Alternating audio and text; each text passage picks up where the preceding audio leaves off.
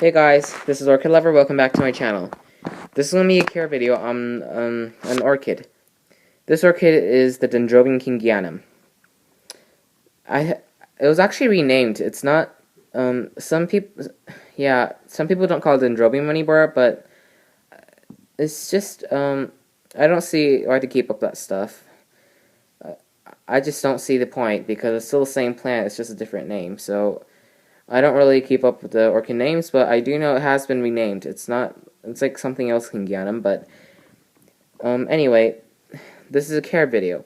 And like any other dendrobium, most other dendrobiums, it needs to cool down in the winter times to get it to bloom. I haven't got it to bloom for me yet, but this orchid is fairly new. I got it back in about February, and I probably didn't give it the cool down it needed, and I probably kept it a little too moist. But I have repotted this orchid since I got it. It was actually really, really well rooted. It was a very healthy orchid. I'm very glad I bought it. So the vendor I bought this from is Andy's Orchids, and yeah, he's a very great vendor. He has tons of amazing orchids, so if you guys have any time, check him out. But anyway, I would give this orchid full sun, and I live in the desert, so the sun's pretty intense here. I live in this desert in California, so the sun's like really intense. So, and as you can see, no sunburns. This orchid can take a little more bit sun than other orchids. It actually originates from Australia, and yeah. So as you can tell, its bulbs are yellow, and as some people think, this is not an unhealthy color. You actually want this yellowy green on an orchid. As you can see, the leaves are yellowy green too, just not as yellow. But if you see the leaves like starting to develop brown spots in the yellows, that's probably sunburn, and you probably want to give it a little less light. But this orchid can handle the full sun. It doesn't get full sun all day. There are I think this period in the day where the sun really doesn't reach my window.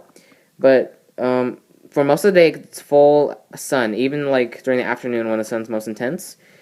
And it's doing just fine right now. It's actually as you can see, this tallest growth here was a new growth. I don't know if this orchid's blooming size yet, because this is actually a couple of orchids in one pot. I can't really separate them because, as I said, it was really well rooted, and so I just really couldn't separate them. I didn't want to damage the root system. It was looking great, so I didn't, but it's still doing great. So, and I like the effect it has. It looks bigger, the plant.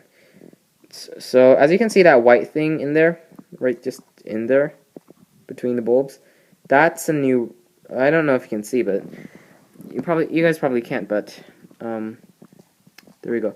See that white thing in there? It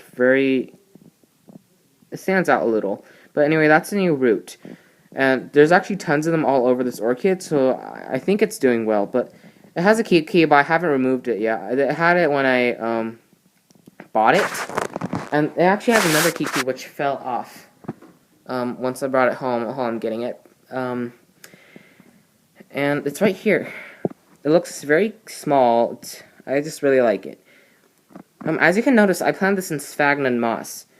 You can't really use sphagnum moss with this orchid in some places, but I live in the California desert, so it's very, very dry. So I kind of have to. I just watered this like yesterday, and as you can see, it's already bone dry from the intense sun.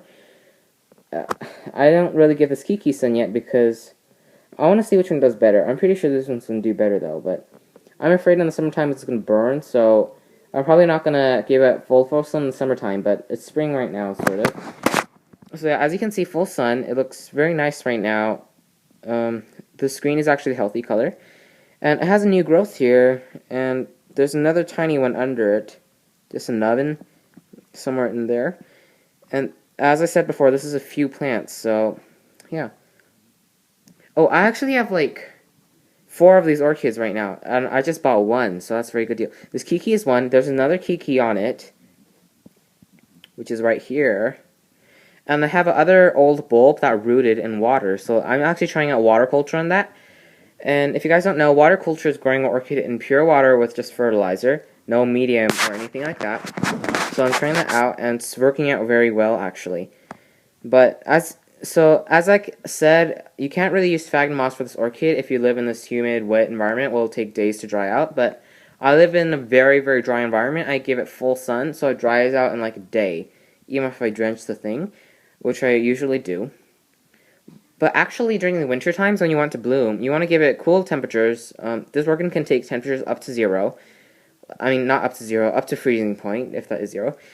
Anyway, just give it very, very cold temperatures. It can take temperatures up to freezing point, as I said.